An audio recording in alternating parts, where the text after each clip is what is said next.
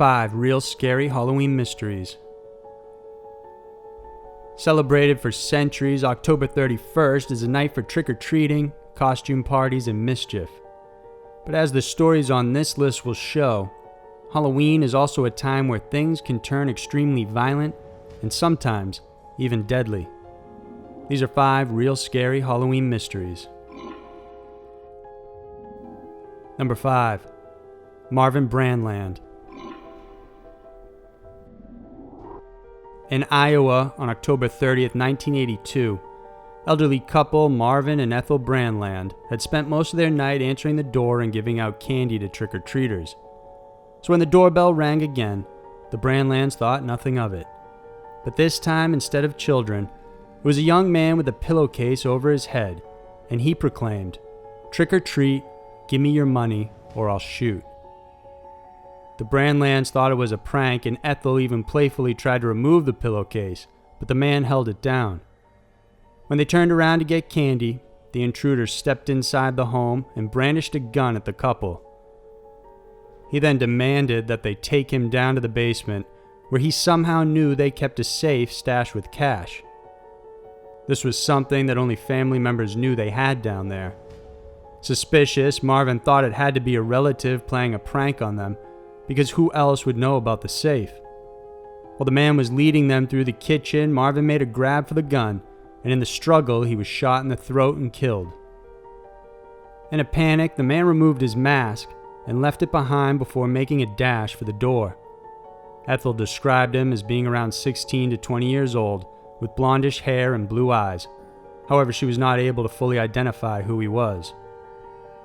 Moreover, she was so traumatized by what had happened to her husband that she herself died just a few months after the incident.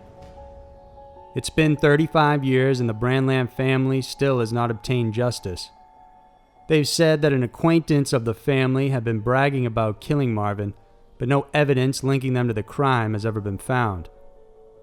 The pillowcase mask itself that the murderer left behind didn't have enough DNA evidence for testing, and so it became a dead end. Even though the DNA evidence was a letdown, the family is still hopeful that one day they will be able to secure solid evidence tying the suspect to Marvin Brandland's murder. Number 4. Weiss. It was the morning after Halloween on November 1st, 1986 in Long Island, New York, when 15-year-old Weiss was found brutally murdered inside his dorm room. An Orthodox Jew, Weiss was staying at his yeshiva, which is a type of school that centers around Orthodox Judaism teachings. At about 7:50 a.m. on November 1st, a dorm counselor checked on him after he had failed to show up for Sabbath services earlier that morning, and it was then that he found the gruesome scene. The police were immediately called, and when detectives arrived, they found his body clad in his pajamas. He was half out of bed and seemed to have been moved after he was killed. Weiss was brutally murdered, suffering violent blows to the back of his head using a blunt instrument. The hits were so hard that his skull was crushed, and there were no signs of a robbery or even a struggle of any kind. Even though the detectives had wanted to start interviewing those in the school, they had to wait for nearly 10 hours because of the Sabbath. As is the custom of the religion, they could not do anything during Sabbath, including speaking with the detectives about the murder that happened at their school. During the investigations, officers noticed several unusual things that suggested the perpetrator was familiar with Jewish customs. For instance, the body was moved to the floor from the bed in accordance with Orthodox tradition that states the body has to be at the lowest point in the room. A partially open window was also present, even though it was very cold out, and this is believed to have been done to allow the deceased person's spirit to exit the room. More than that, one of the rabbis asked to place a memorial candle in the room before detectives sealed it off to preserve the scene. However, 2 days later, another candle had mysteriously appeared in the room again, and nobody from the school ever admitted to lighting the second candle. When detectives dug further into Weiss's life, they found out he was an easygoing student. He got along with everyone and was top of his class. On the night of October 31st, he was seen in the hallway reading since they were not allowed to leave lights on during the Sabbath. The last one anyone saw of him was around 1 a.m. on November 1st. Following the murder, police interviewed more than 140 students and faculty, but they could not find any additional information.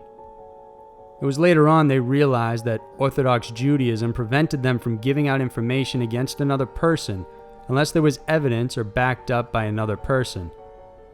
Police also tried submitting about 40 people to a polygraph, but this didn't pan out either. No new evidence was gathered, and so today, the case of Cham Weiss remains an unsolved murder mystery. Number 3. Chelsey Brock.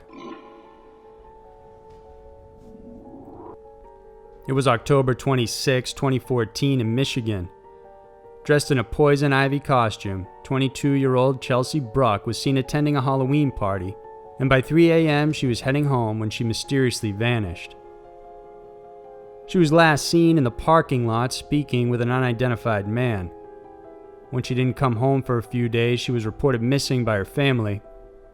Search parties were organized and the police looked for her in the following months, but unfortunately, there were no leads. Partygoers who last saw her didn't have much to offer, and the case quickly turned cold.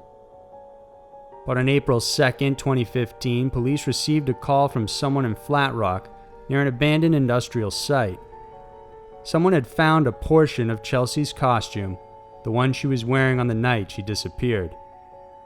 Several weeks later, on April 24th, the owner of a Briar Hill Road property called the police and said that he was moving dirt when he found a decomposed body underneath a log. The remains were mostly skeletal at this point, with small pieces of skin still attached and long blonde hair remaining. It was soon positively identified to be Chelsey's body. However, it wouldn't be until months after that anybody would be arrested in relation to the crime. When Chelsey's costume was found, DNA samples were taken and placed into storage. At a later date, 28-year-old Daniel Clay was arrested for larceny. Before his case was eventually dismissed, his DNA profile was used, and it linked him to Chelsey's murder. Clay initially denied ever knowing Chelsey, but later on changed his story, saying he offered her a ride after the party and she accepted. They then had rough sex involving erotic asphyxiation, but it had gone horribly wrong and she died. He panicked and simply tried to hide her body. However, the autopsy report determined that Chelsey had died from blunt force trauma to the head. It was also noted that she had 2 chipped front teeth. Meanwhile, officers testified that her costume had damaged straps and the crotch had been torn or cut open. While Clay maintained his story that he accidentally killed her during rough sex, he was found guilty of murder and sentenced to life in prison. In addition, Daniel Clay was also arraigned in August of 2016 for another incident, where he entered a Monroe apartment in July and raped a woman. For this case, he was facing first-degree criminal sexual conduct and first-degree home invasion, and this incident happened prior to his arrest in Chelsey Brock's case. Number 2. David Stone. 29-year-old David Stone was a successful stock analyst from California.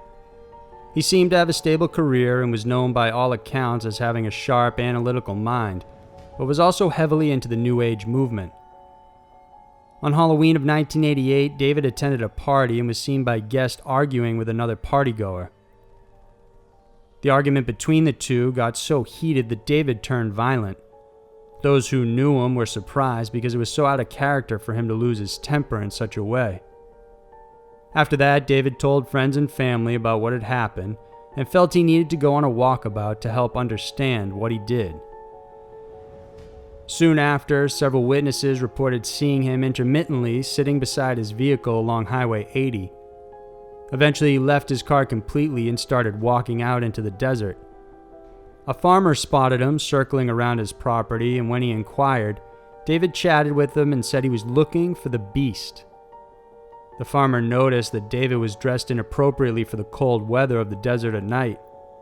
and it wasn't until 5 days later when authorities found his vehicle abandoned on a deserted stretch of New Mexico's Highway 80.